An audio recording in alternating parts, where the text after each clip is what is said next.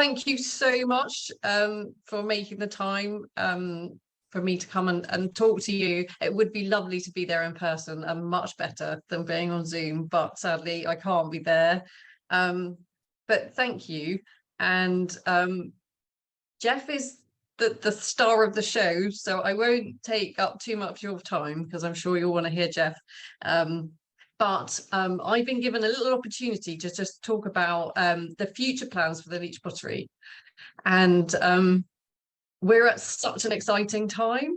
I won't go into the history of the pottery, but Jeff might be able to fill you in on some interesting bits in the past. But we were meant to have our centenary in 2020, and we'd planned all sorts of amazing events for that entire year. And obviously at the end of March, we went into lockdown and had to cancel everything. And we had a very, very difficult year. And I think if anybody had spoken to me in the middle of that year in 2020 and said, in a few, 2 or 3 years time, you're going to be starting a £9 million redevelopment of the site, and you're going to be looking at this really exciting, amazing future, I would have laughed, because it looked very, very unlikely. But that's where we are. That's what we're up to.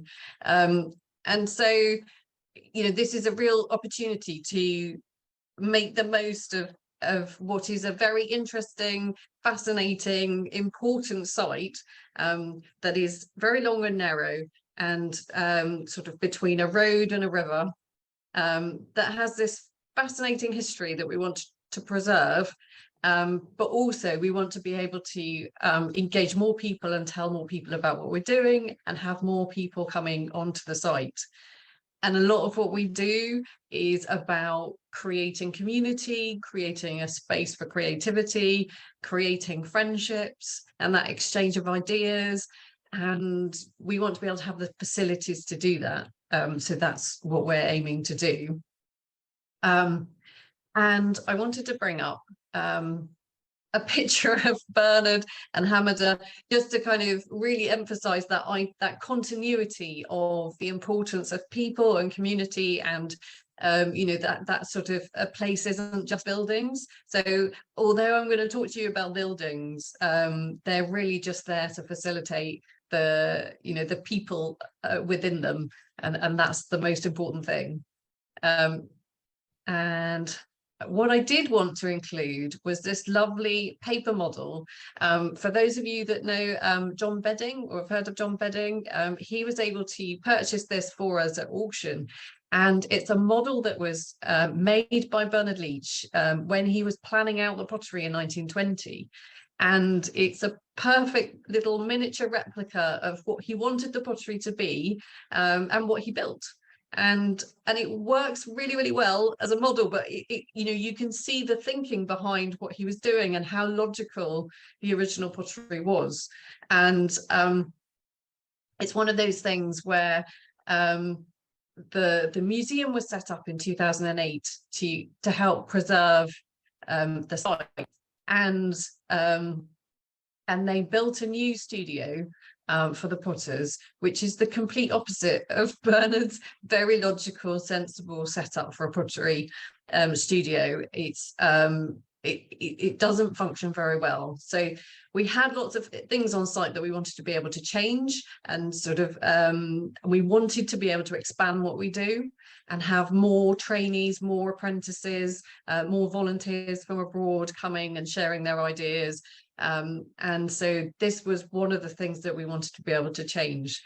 So it's really nice looking back at the original ideas of planning, and the idea that he was sitting down and making these plans in the same way that we are at the moment. And yeah, that's really, really lovely. And this is a picture of what the old pottery looked like before it was turned into a museum. So it had got into a bit of a state. It really needed preserving. There was a risk that before the museum was set up, that it might have been sold off and lost forever. So we've come a huge way in the last 20 years, and it's really nice that now we can welcome people from all over the world to come and see us and really understand these. And I'll come back to the climbing kilns at the end. This is just a picture of Pottery Cottage with the new entrance and studio behind Pottery Cottage. So this is the current studio. This is an exhibition gallery, and this is the current main entrance to the museum. And this is the original pottery here. And so currently we have a shop and office upstairs. So I just wanted to give you a sense for those that haven't been. We are surrounded by houses now. It was potato fields back in the day when they first moved there in 1920. It's very different now. We're on quite a busy road, and we're one of the first buildings that you go in when you're coming into St Ives. It's one of the first buildings that you see is the next building on our site.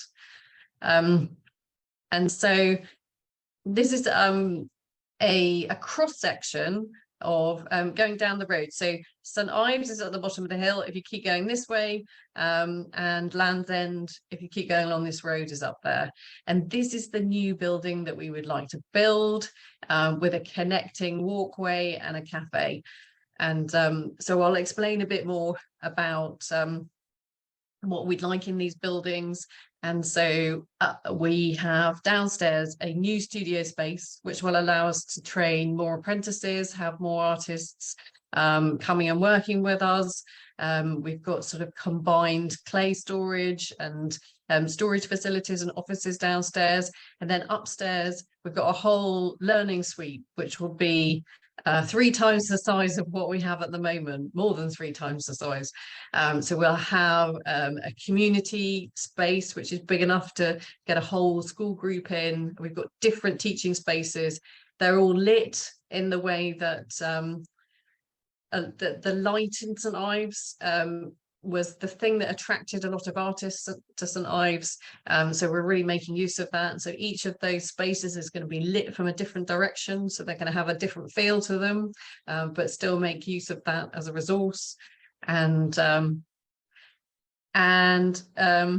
other thing that we're going to have is a new reception. So if you currently at the moment we have 2 entrances. You can go into the shop or you can go to the museum, and if you're trying to find learning, which is in a building at the other end of the site, that's something entirely different. So what we're trying to do is create something very, very central, where everybody starts off in the same place, and we can actually give a proper welcome to people and an interpretation of the site, and actually tell the story in a lot more detail, which we'll do in some new exhibition galleries. I've just included a couple of pictures of the models. So our plan is to create a building which will be a kind of destination, but it will be a gateway into St Ives. So this will be the first kind of public building that you'll see as you go into St Ives. It won't be made out of cardboard. It will be made with zinc tiles on the outside. So it'll have this lovely tiled walls, and to reflect the sort of slate tiles that you get on some of the buildings in St Ives, but it'll look very differently. So this is an artist's impression of more what that building will look like as you're driving into St Ives. And I wanted to sort of go back to the reason why we're not building buildings for the sake of buildings. It's very much because we want to engage not only the local community, but the pottery community, the sort of artists and residents that we have, and people coming to train with us. And they come from far and wide. And so this is another model where you can see, this is the road, this is the original pottery down here, and this is Pottery Cottage, and then the new sort of newer museum buildings that were added in to make sense of it as a site. There is a current building here which we're going to replace, and it's going to allow us to do a lot more with the site than we we can at the moment. And then just to point out, there's also a kiln shed here, which is going to move.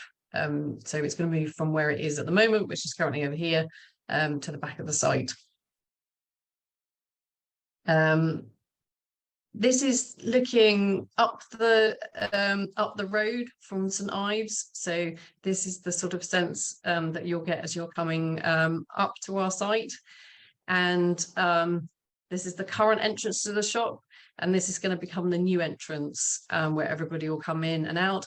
And some of the things that we've been trying to do is make better connections between the working studio and visitors. So in our audience research of when we've been asking visitors what do they want, one of the things is to be able to make things, to touch clay, to interact on a very practical level. One is to see people making and really get to see the skill involved, and the other one is cafe, which we haven't had. So we're trying to fix all of those things amongst a lot of other things as we sort of rearrange the site. So again, it's really about that connection, to be able to see people making things and and to be able to have a go as well. And then I've added in Barnard and the original climbing kilns because one of the other things that we're trying to do with our development of the site is look at sustainability, and we've gone through quite a long process of looking at creating a carbon zero or possibly carbon negative building. And we've also looked at whether we can capture the heat from the kilns to heat those buildings. And actually, in the end, we've ended up with a building that's so sustainable with the temperatures that actually doesn't need much heating. So it doesn't make sense to reuse the heat from the kilns with the amount of technology that would be involved in trying to capture it and reuse it in the building. So we've actually started to go back and look at the climbing kilns as whether that's an alternative way of us reusing that heat. So we're actually looking at whether we can recreate some modern climbing kilns, not using the same technology, but getting away from fossil fuels and looking at how we might be able to do that. So we're looking at biofuel and different ways of possibly doing electric with gas reduction at the end. So we've got quite a long journey to go just on that, but we're sort of doing it in parallel with the other things that we're doing on the site, and we're doing lots of other things to improve the sustainability of the site with PV panels and taking out gas boilers, heating boilers and that kind of thing.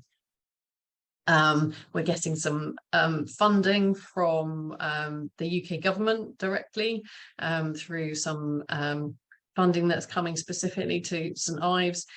We've got a whole process of applications in for something here called the Heritage Lottery Fund, which invests in heritage buildings. We're applying to places like the Arts Council here, which is also directly funded by the government, and we will be applying to trust and foundations.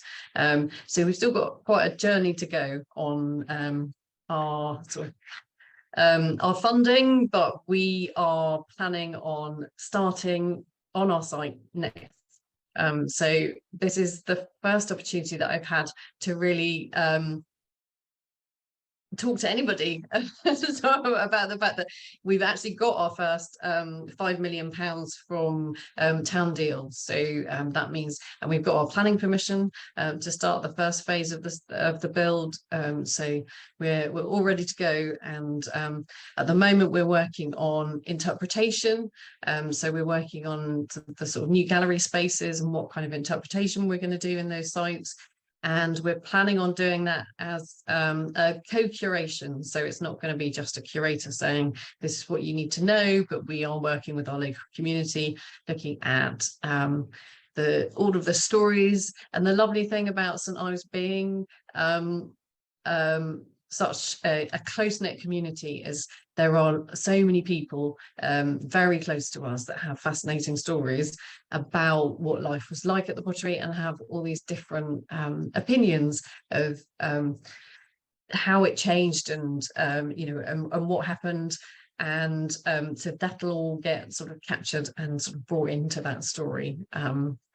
And I think that ties in nicely to Jeff, because Jeff is one of those key people who has so much knowledge about what it was like to be at the Leach Pottery.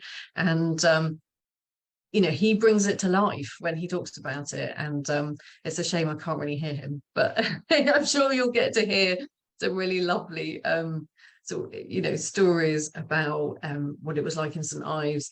And hopefully we can capture as many of those as possible, and put them into the new interpretation.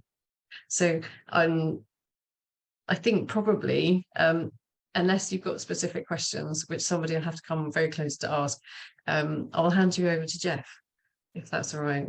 And if there's anything else that you feel I haven't really explained, I didn't want to kind of give you lots of sort of technical drawings of site layouts and things like that, but just really just, I guess, to summarize, is that you know, we are very much preserving the site, and just making it the best possible place that we can, and to sort of enhance and make improvements whilst preserving, and making sure that for the next 100 years, as many people as possible can enjoy it. So, but thank you very much.